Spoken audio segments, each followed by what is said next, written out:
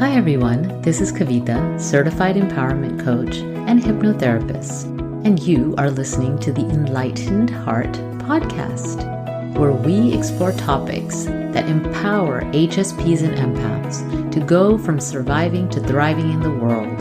I use my years of coaching, my personal experience, and my training to provide deep insights and implementable strategies to help you thrive.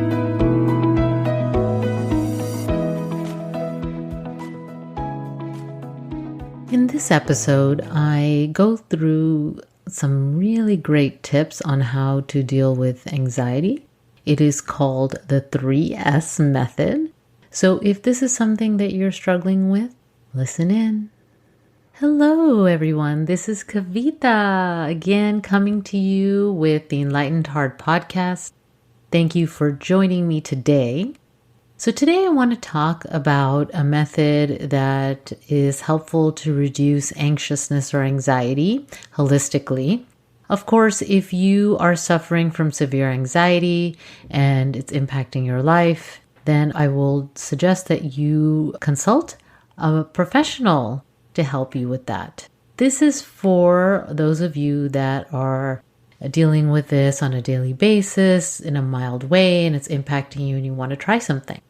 So, most likely, if you've had the symptoms or the effects of being anxious, worried, stress, you've gone onto a search engine and looked it up, right? So you've probably gone in and typed the words, how do I deal with feeling anxious? Why am I not able to sleep? Why am I feeling worried all the time? Or how can I stop feeling worried? So if you've looked for some of these things, then I'm hoping that this podcast will give you some tips. And one of the things to remember is no one thing can work necessarily for everyone. And that if you're a highly sensitive person or an empath, then you are more prone to these things because you will most likely being absorbing energy around you. And a lot of us are still trying to live in the world like the other 80%, which will cause stress, burnout, anxiety, insomnia, and all the other things that I'm talking about. So, when it comes to anxiety, the feeling, that's what people usually combat, right? So they want to go straight to that feeling, and they want to deal with the feeling, and they want to reduce that feeling because it's uncomfortable. And so what I want to say is part of this process is to recognize that this is one of the ways that you react to situations, and it's a signal. So if you can start to see it as a signal that you need to pay attention to something, that something maybe is not working, some way that you're living, maybe even something that you're eating or consuming, and start to see it that way and dive into it through that curiosity piece and say, oh, I'm feeling this. That's interesting. What is that about? Right? And start to think about what is causing this anxiety? What are causing these anxious thoughts? Right? So the anxiety is the feeling and the thoughts are what's creating the anxiety, right? So then looking at what you're thinking, what are your thoughts, right? So usually when I speak to people and I work with my clients who are dealing with anxiety, most of them are empaths, right? So they realize that it's the stress in their daily life that they're not working through. And so that energy of the stress builds up. And then it's the worry piece of, oh, I have to do this, or I haven't finished this, or they haven't finished their to-do list. They don't feel like there's enough time in the day. And so then it just feels like that they're always behind. And so that is why they are feeling that anxiousness. Now, if you're more in the moment, right? If you really check in with yourself in this actual moment, you are most likely okay, right? So then it is not the actual situation that you're in, although this can be different, right? I'm talking about when you're not in danger, right? So it's usually not the situation that you're in that current moment that's causing these anxious thoughts. It's your thoughts about the future or the past, right? Your thoughts about not getting things done. So the stress doesn't actually come from the event. So a great example is running late. The stress doesn't come from the event of you actually running late. It comes from the thoughts that occur while you're running late, after you're running late, before you are running late. Okay? So you may be driving to meet someone, okay? And you're running a little late. And so maybe your thoughts go into, they're going to think that I'm inconsiderate. Maybe they'll leave before I get there. Or you're thinking of making a bad impression if it's someone that's opinion feels important, right? So then your thoughts start to ruminate, and then your heart might start to race, right? Because stress does create a physiological reaction, right? And those physiological reaction is just from your thoughts. So what you're thinking is so powerful that it makes your body respond in a certain way, okay? Most likely your breathing becomes shallow, and now you're feeling stressed, right? So now, how can you do this differently? Now you were running late and you thought, they will understand. Everyone's late sometimes. Let me send them a text and let them know I'm going to be late.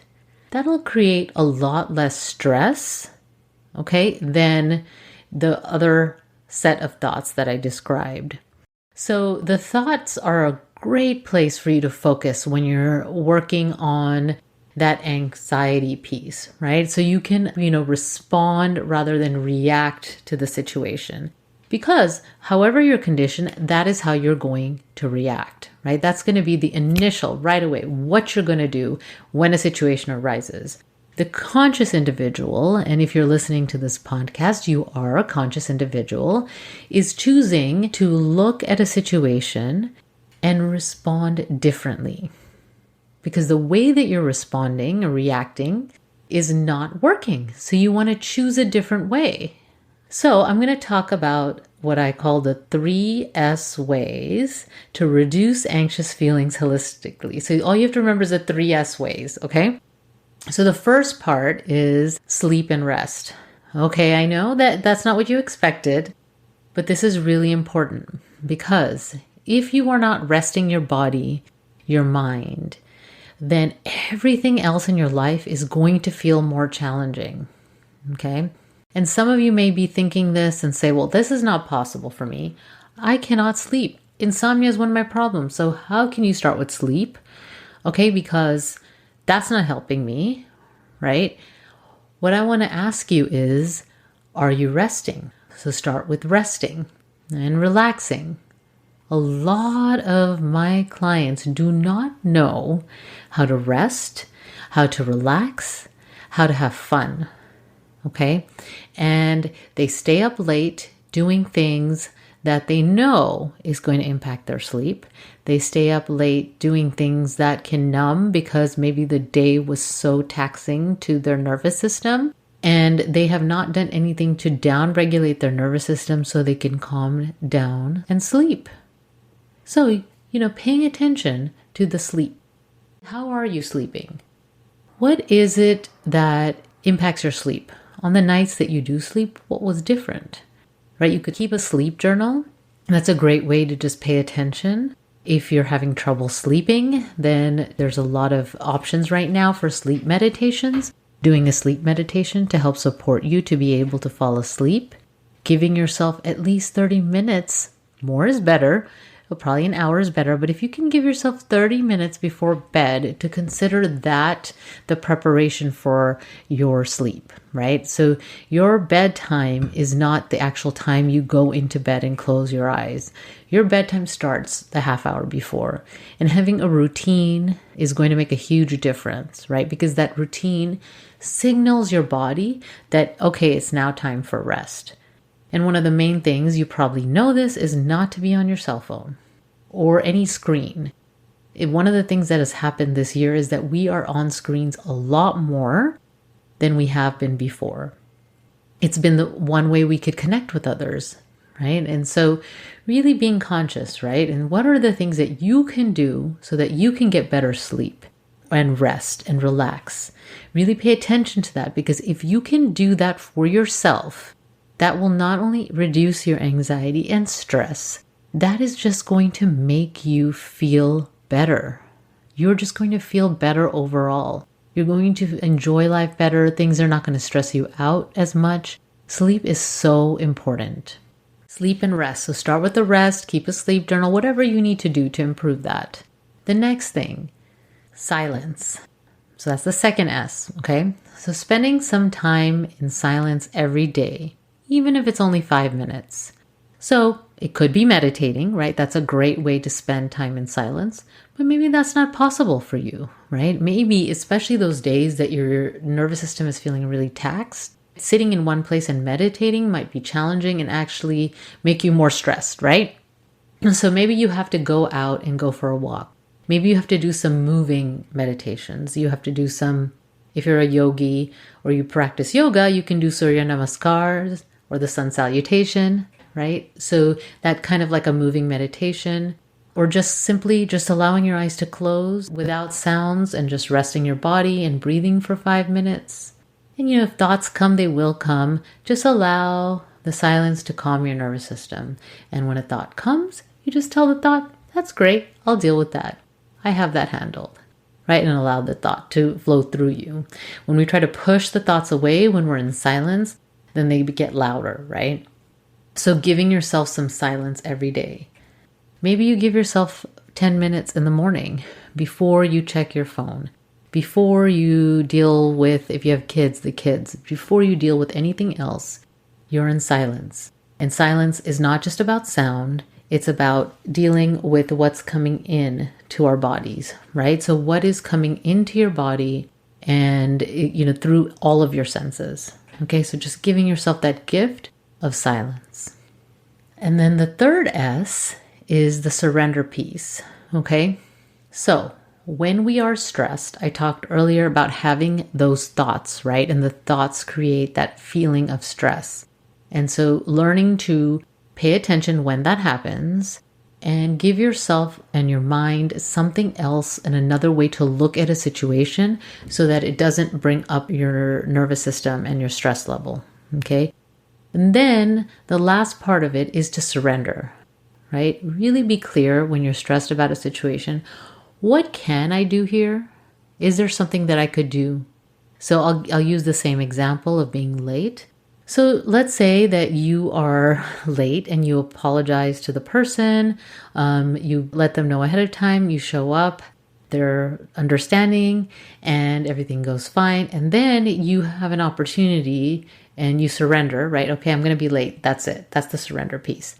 Now, taking that further is there something, an action that I can take next time so I'm not late? So don't put myself in that scenario, right? Sometimes we can get addicted to that adrenaline rush of being late and other things that cause stress.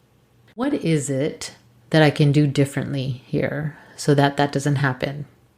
What made you late? Well, you made yourself late, really, but what was the cause of it for you, right? Did you tell yourself, oh, I can just check one more email one more time?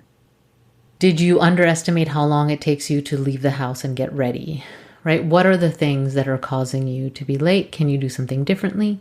And then surrender, right? Okay, next time I'll do differently. This is what I'm going to do. And allow the divine energy to support you in that process, right? Ask for support from divine to help you with the changes you need to make, help you with, instead of reacting, responding to what's happening for you, and have faith that the things are taken care of, right? So having the 3S method will help you reduce your stress and the anxiety, okay? So this is just one way, right? This is just one way. There are so many ways to do that. And if you need even more support, I love helping my clients who are empaths and highly sensitive people step into their greatest version of themselves, step into being their leader in their own life. And the only way they can really truly do that is to learn to manage their anxiety, to manage their thoughts, to manage and learn their strengths as an empath and a highly sensitive person. And that is what I can help you do. So if you are feeling the need for support, and if you are ready, especially with all the things happening this year, I will always have the link in the show notes for you to book a clarity session with me. I do not like giving pressure because to me, it's really important that it's an alignment that I work with someone, because as an empath, I have to feel aligned and you have to feel aligned with me. It has to feel like the good fit. Okay? So no pressure. And if you're not ready for that, you can always go onto my website and get my free gift. Okay, so it's a free guide available. There is a link in the show notes. And until next time, take good care. Thank you for joining us for the Enlightened Heart podcast, where we focus on issues that are relevant to support highly sensitive people and empaths to thrive in this world instead of just surviving. I created this podcast to support people like you and me. So if you are called, please take a moment to write a review, because you are truly appreciated as a listener, and I would love to be able to share this knowledge with others. Your review is like an invitation for others to join you. Until next time, take good care. Bye.